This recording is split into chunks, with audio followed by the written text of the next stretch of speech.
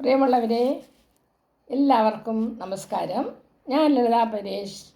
എൻ്റെ തീർത്ഥം ചാനലിലേക്ക് എല്ലാവർക്കും സ്നേഹത്തോടെ ഒരിക്കൽ കൂടി സ്വാഗതം. നമ്മുടെ സൈലാസ് എന്ന് പറയുന്ന കുട്ടി, അതായത് ജെന്നിഫർ എന്ന അമ്മയുടെ ഒരേ ഒരു മകൻ 13 വയസ്സുകാരനായ സൈലാസ് മാർണർ ആകുന്നു. സൈലാസ് മാർണർ ലിനൻ വീവർ ആകുന്നു. 13 വയസ്സിൽ ജീവിതഭാരം ഏറ്റെടുക്കാൻ തീരുമാനിക്കുകയാണ് ആ മകൻ. അമ്മയൊന്നും പിന്നെ പറഞ്ഞതേയില്ല. മകൻ്റെ തീരുമാനം ഉറച്ചതാണ് എന്ന് അമ്മയ്ക്ക് മനസ്സിലായി. അതുകൊണ്ട് അമ്മ മിണ്ടാതെ നിശബ്ദമായി അവിടെ ഇരുന്നപ്പോൾ അവൻ അമ്മയുടെ അടുത്ത് ചേർന്നിരുന്ന് അമ്മയെ ചേർത്ത് പിടിച്ചുകൊണ്ട് ഒരു കാര്യം പറഞ്ഞു. അമ്മേ, ഈ പ്രപഞ്ചം എന്ന് പറയുന്നത് സങ്കല്പങ്ങളുടെ ഒരു ബോധമാണ്. ആ സങ്കല്പങ്ങളുടെ ബോധത്തിൽ നമ്മൾ ജീവിക്കുമ്പോൾ നമ്മൾ ഓരോരുത്തരും ഒരു കാര്യം മനസ്സിലാക്കണം. അതായത് നമ്മുടെ ഇന്നലെകൾ മരിച്ചു പോയിരിക്കുന്നു, നാളെ ജനിക്കാനിരിക്കുന്നതേ ഉള്ളൂ.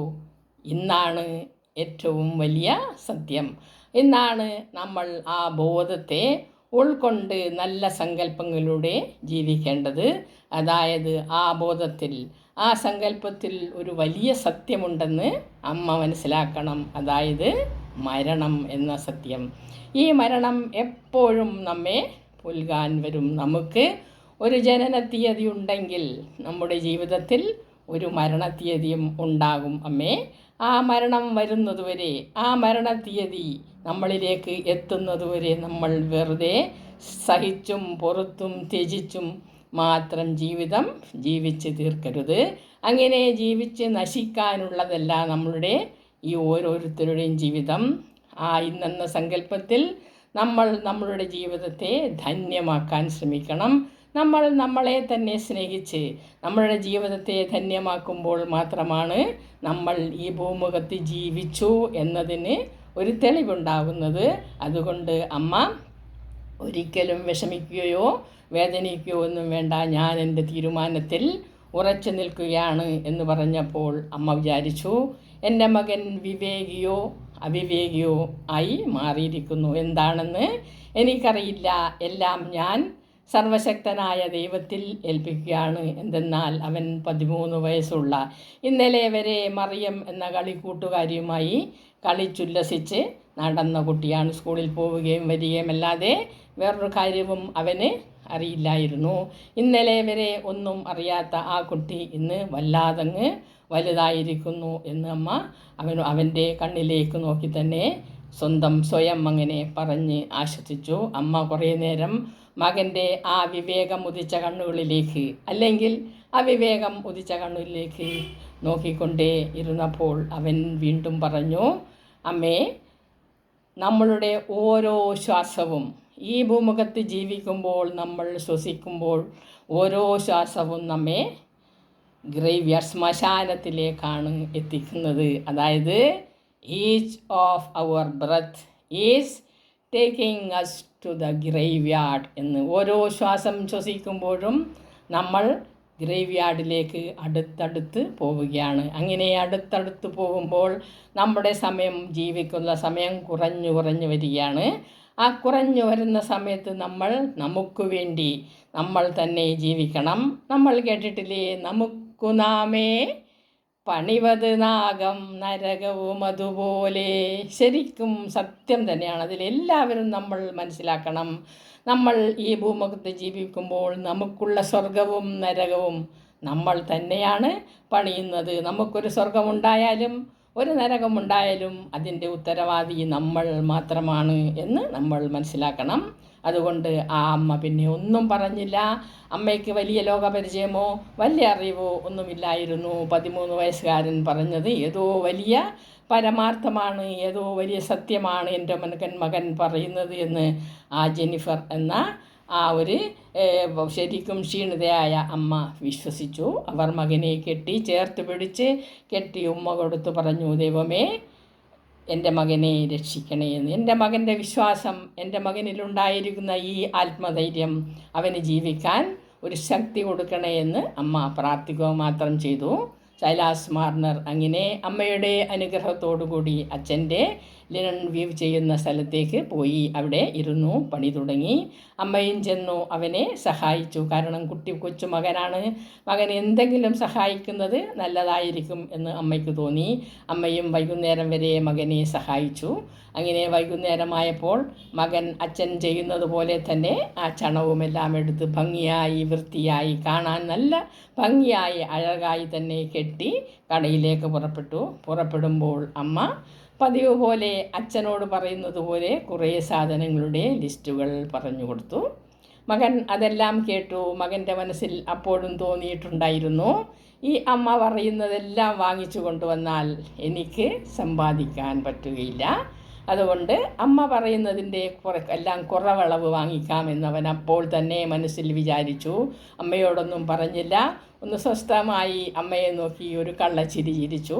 എന്നിട്ട് അവൻ ആ ചണക്കെട്ടുമായി പോവുകയാണ്. അമ്മ അവനെ നോക്കി എങ്ങനെ ഇരുന്നു. നോക്കി നിന്നപ്പോൾ അവരുടെ മനസ്സിൽ അവരുടെ ഭർത്താവ് പോയ ആ രംഗം വല്ലാതെ അങ്ങ് ഓർമ്മ വന്നു.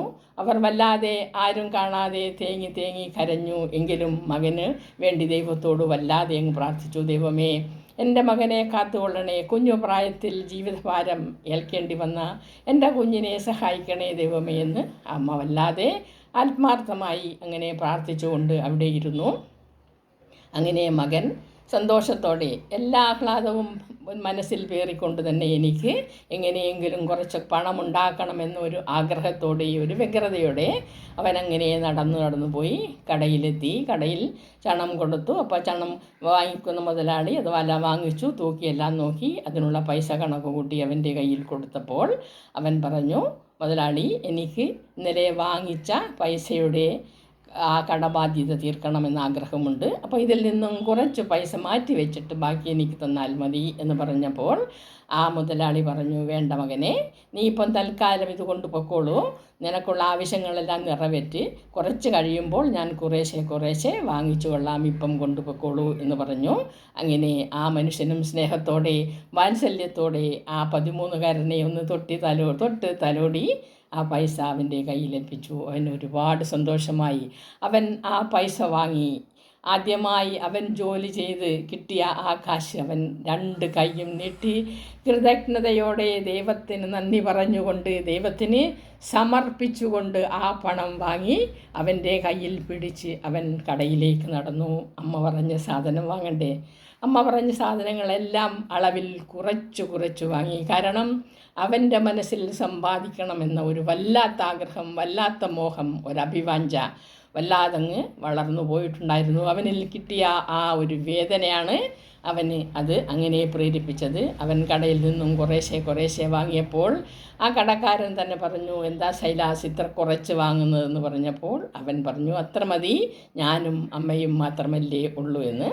അങ്ങനെ സാധനം എല്ലാം വാങ്ങി സന്തോഷത്തോടെ ഒരു കെട്ടും കെട്ടി കയ്യിലിങ്ങനെ തൂക്കിപ്പിടിച്ച് ആ 13കാരൻ ആ വഴിയിലൂടെ നടന്ന് സങ്കല്പിച്ച് നടക്കുകയാണ്. ഇപ്പോൾ കുറച്ച് പൈസ കയ്യിൽ ബാക്കിയുണ്ട്. ആ പൈസ ഇങ്ങനെ നോക്കി അവൻ സന്തോഷിക്കുകയാണ്. ഇന്നെനിക്ക് ഇത്രയും സമ്പാദിക്കാൻ കഴിഞ്ഞു എന്നൊരു കൃതാർത്ഥതയോടെ ആ കാശിനെ നോക്കി ആ സാധനവും പേറി അവനിങ്ങനെ നടന്നു. വീട്ടിൽ സന്തോഷത്തോടെ വന്നു. അമ്മയുടെ കയ്യിൽ സാധനം ഏൽപ്പിച്ചു. അപ്പോൾ അമ്മയ്ക്ക് മനസ്സിലായി, എൻ്റെ മകൻ വീണ്ടും ബുദ്ധിമാനായിരിക്കുന്നു എന്ന്. കിട്ടിയ സാധനത്തിൻ്റെ അളവ്, ആ കെട്ടിൻ്റെ വലിപ്പം അമ്മയ്ക്ക് നല്ലപോലെ അറിയാമായിരുന്നു. അമ്മ മകനെ വല്ലാതെ അങ്ങ് സ്നേഹത്തോടെ വാത്സല്യത്തോടെ നോക്കി, മോനെ, നീ ജീവിക്കാൻ പഠിക്കുകയാണ് അല്ലേ എന്ന് പറഞ്ഞു. ഒന്ന് ആ നെറ്റിയിലും മുഖത്തും എല്ലാം ഒന്ന് തലോടി മകന് കുടിക്കാൻ ഒരു ഗ്ലാസ് വെള്ളം കൊടുത്ത് പറഞ്ഞു, മോൻ പോയിരിക്കൂ, ഞാൻ ആഹാരം പാചകം ചെയ്യട്ടെ, എന്നിട്ട് നമുക്ക് 2 പേർക്കും കഴിക്കാമെന്ന്. അമ്മ അതെല്ലാം ഭംഗിയായി വൃത്തിയായി അടുക്കളയിൽ കൊണ്ടുപോയി സ്ഥിരം പോലെ പതിവ് പോലെ ആഹാരങ്ങളെല്ലാം ഉണ്ടാക്കി. പക്ഷേ അളവിൽ വളരെ കുറവായിരുന്നു. അമ്മ അതൊന്നും വകവെച്ചതേയില്ല. അമ്മ അതിൽ നിന്നും പതിവ് പോലെ പകുതി എടുത്തു മാറ്റി ഒരു നല്ല പാത്രത്തിലിട്ട് വെച്ചു. നാളത്തേക്ക് മകന് കൊടുക്കാൻ ആയിരുന്നു. അമ്മയുടെ കാര്യം ചിന്തിച്ചതേയില്ല. അവർ ചിന്തിച്ചു, എൻ്റെ മകൻ ജോലി ചെയ്യുന്നവനാണ്, അവന് ആഹാരം കൊടുത്തില്ലെങ്കിൽ അവന് ജോലി ചെയ്യാൻ പറ്റില്ല. അതുകൊണ്ട് അത് മാറ്റിവെച്ചു. ബാക്കിയുള്ളത് കൊണ്ടുവന്നു. മകനും നല്ലൊരു ഭാഗം മകന് കൊടുത്തിട്ട് കുറച്ച് മാത്രം അമ്മ കഴിച്ചു. പക്ഷേ ഈ മകൻ അതൊന്നും ശ്രദ്ധിച്ചതേയില്ല. കാരണം അവൻ കുട്ടിയാണ്. അവൻ്റെ മനസ്സിൽ പണമുണ്ടാക്കണം എന്നുള്ള ആഗ്രഹം വല്ലാതെ അങ്ങ് തുള്ളിച്ചാടി നടക്കുമായിരുന്നു. അപ്പോൾ അവന് കിട്ടിയത് അവൻ കഴിച്ചു. അമ്മ വളരെ കുറച്ച് മാത്രം കഴിച്ചു. അമ്മയ്ക്കതിൽ യാതൊരു വേദനയോ പരിഭവമോ ഒന്നും ഉണ്ടായില്ല. മകൻ കഴിക്കുന്നത് സന്തോഷത്തോടെ നോക്കി അമ്മയും ഇരുന്നു. രണ്ടുപേരും ആഹാരം കഴിച്ചു. തൃപ്തിയായി പതിവ് പോലെ കിടന്നുറങ്ങി. അങ്ങനെ ആ സംഭവം കുറേ അങ്ങനെ നടക്കുകയാണ്. സൈലാസ് കൃത്യമായി ജോലി ചെയ്യുന്നു, അമ്മ കൃത്യമായി പാകം ചെയ്യുന്നു, അമ്മ മകനെ സഹായിക്കുന്നു, എല്ലാ കാര്യങ്ങളും കൃത്യമായി നടക്കുന്നുണ്ട്. സൈലാസിന് വലിയ ക്ഷീണമൊന്നുമില്ല, അമ്മ സഹായിക്കുന്നുമുണ്ട്. നല്ലതുപോലെ വെക്കുന്ന ആഹാരത്തിൻ്റെ നല്ലൊരു ഭാഗം മകന് അമ്മ കൊടുക്കുന്നതുമുണ്ട്. അതുകൊണ്ട് തന്നെ സൈലാസിന് യാതൊരു വിഷമവും ഉണ്ടായില്ല.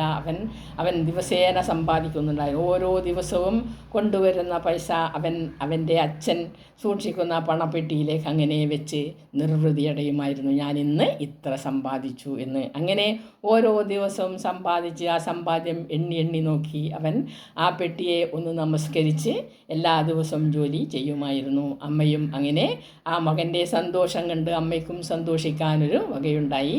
അമ്മ മകനെ വല്ലാതെ അങ്ങ് സ്നേഹിച്ചു. മകൻ ഒരിക്കലും ജോലി മടി കാണിക്കുന്നതേ ഇല്ല. ജോലി ചെയ്യുന്നു, വൈകുന്നേരം പോകുന്നു, കൃത്യനിഷ്ഠയായിട്ട് എല്ലാം ചെയ്യുന്നു. പക്ഷേ അമ്മയ്ക്കും മകനും ആഹാരം മാത്രമല്ലാതെ വേറൊരു കാര്യത്തിനും പൈസ ചിലവാക്കാൻ അവൻ താല്പര്യനായിരുന്നില്ല. അമ്മയ്ക്ക് വസ്ത്രം വാങ്ങിക്കണമെന്നോ അവന് വസ്ത്രം വാങ്ങിക്കണമെന്നോ അവന് ഒരു ബോധമേ ഉണ്ടായിരുന്നില്ല. ഉള്ള വസ്ത്രം വൃത്തിയായി കഴുകിയും എടുത്തും ഉപയോഗിച്ച് അത് ചീത്തയാവുന്നവരെ ഉപയോഗിച്ച് വേറെ വാങ്ങിക്കാമെന്ന ഒരു ധാരണ മാത്രമേ അവനുണ്ടായിരുന്നുള്ളൂ. അമ്മ അത് അവനെ തിരുത്തിയതുമില്ല. കാരണം അമ്മയും മകന് വേണ്ടി വല്ലാതങ്ങ് പ്രാർത്ഥിക്കുന്നു. മകൻ്റെ ആഗ്രഹം ദൈവം സാധിച്ചു കൊടുക്കട്ടെ എന്ന്. അങ്ങനെ വർഷങ്ങൾ അഞ്ച് വർഷം ഇങ്ങനെ കഴിഞ്ഞു പോയി. സൈലാസിന് 17 വയസ്സായി. ഈ 17 വയസ്സായപ്പോഴേക്കും അമ്മ പ്രായത്തിനേക്കാൾ കൂടുതൽ വാർദ്ധക്യത്തിലെത്തി വല്ലാതെ അങ്ങ് ചടച്ച് രോഗിയായി മാറുകയാണ്. മകൻ അത് ശ്രദ്ധിച്ചതേയില്ല. കാരണം മകൻ്റെ മനസ്സിൽ പണമുണ്ടാക്കണമെന്ന ആഗ്രഹം വല്ലാതെ അങ്ങ് തുള്ളിച്ചാടി കളിക്കുന്നുണ്ട്. അമ്മ എങ്ങനെയായി ഏതായി എന്നൊന്നും അവന് ചിന്തിക്കാൻ താല്പര്യം ഇല്ലാതായി. അമ്മ ക്ഷീണിക്കുന്നു. എന്നിട്ടും അമ്മ മകനെ സഹായിക്കുന്നു. പക്ഷേ കുറേ സഹായിക്കാൻ അമ്മയ്ക്ക് പറ്റിയില്ല. അമ്മ രോഗാവസ്ഥയിൽ കിടക്കുന്നു. അമ്മയെ ശുശ്രൂഷിക്കാൻ സൈലാസിന് സമയമുണ്ടായിരുന്നില്ല. എങ്ങനെയെങ്കിലും എല്ലാം ശുശ്രൂഷിച്ചു. പക്ഷേ അമ്മ വളരെ ചെറുപ്രായത്തിൽ രോഗിയായി വൃദ്ധയായി അങ്ങനെ മരിച്ചു പോവുകയാണ്. പക്ഷേ ആ മരിച്ച മരണം, അമ്മ മരിച്ചു എന്ന ആ ഒരു ബോധം അവനിൽ തീരെ ഇല്ലായിരുന്നു. കാരണം അവനെന്തുകൊണ്ടോ ഒരു വല്ലാത്തൊരു സന്തോഷം തോന്നി, ഇനി എനിക്ക് ചിലവ് കുറക്കാമെന്ന്. സത്യം, ഒരാഗ്രഹം മനസ്സിലങ്ങനെ കയറിപ്പിടിച്ച് മജ്ജയിലങ്ങ് കയറിപ്പിടിച്ചപ്പോൾ അവൻ്റെ ആ ആഗ്രഹം മാത്രമേ അവൻ്റെ മനസ്സിലുണ്ടായിരുന്നുള്ളൂ. എനിക്ക് കൂടുതൽ സമ്പാദിക്കാൻ പറ്റും എന്ന് അവൻ വിചാരിച്ചു. അവൻ വല്ലാതെ അങ്ങ് ദുഃഖിച്ചതേയില്ല, ദുഃഖിക്കാൻ അവന് തോന്നിയതേയില്ല. അങ്ങനെ അവൻ്റെ അമ്മയുടെ ശവസംസ്കാരമെല്ലാം നടത്തി തൃപ്തനായി സന്തോഷവാനായി വീണ്ടും പണി ചെയ്യാൻ തുടങ്ങുകയാണ്. അപ്പോൾ ഇങ്ങനെ ആ അമ്മയുടെ ആരോഗ്യം ക്ഷയിച്ച് പോയത് അവരുടെ ശരീരത്തെ സൂക്ഷിക്കാത്തത് കൊണ്ടു തന്നെയാണ്. അതുകൊണ്ട് നമ്മളെല്ലാവരും മനുഷ്യർ ഒന്ന് വിശ്വസിക്കണം, മനുഷ്യനോടൊപ്പം മനുഷ്യരിൽ ജീവിക്കുന്ന ഈശ്വര സങ്കല്പമാണ് മനുഷ്യന് ദൈവം അനുഗ്രഹിച്ചു തന്ന ഈ രൂപം എന്ന് നമ്മൾ മനസ്സിലാക്കണം. അപ്പോൾ അതുകൊണ്ട് തന്നെ നമ്മൾ വിശ്വസിക്കണം, our body is a temple where the gods lives. Love it, enjoy it, take care of it. It is the precious gift that you have. അതായത് നമുക്ക് ദൈവം സങ്കല്പിച്ചു തന്ന നമ്മളിൽ ജീവിക്കുന്ന ദൈവസങ്കല്പം ജീവിക്കുന്ന ഒരു രൂപമാണ് നമ്മളുടെ ഈ ശരീരത്തിൽ. അതുകൊണ്ട് തന്നെ ദൈവം കുടികൊള്ളുന്ന ഈ ശരീരത്തെ നമ്മൾ സ്നേഹിക്കണം, അതിനെ ആദരിക്കണം. അതിനേക്കാൾ ഉപരി നമ്മൾ അതിനെ സംരക്ഷിക്കണം. അത് ദൈവം നമുക്ക് തന്ന ഒരു വലിയ പ്രഷ്യസ് ഒരു ഗിഫ്റ്റാണ്, ഒരു വലിയ വിലമതിക്കാൻ കഴിയാത്ത ഒരു സമ്മാനമാണ് ദൈവം നമുക്ക് തന്നിട്ടുള്ള ഈ ശരീരം. ആ ശരീരത്തിലാണ് ദൈവം കുടികൊള്ളുന്നതെന്നും നമ്മൾ ആ ശരീരത്തെ എപ്പോഴും സംരക്ഷിക്കണമെന്നും സ്നേഹിക്കണമെന്നും നമ്മളെല്ലാം ഓർക്കണം. അത് ഒരിക്കലും മറന്നു പോകരുത്. ബാക്കി കാര്യം ഞാൻ പിന്നീട് പറയാം. നന്ദി, നമസ്കാരം.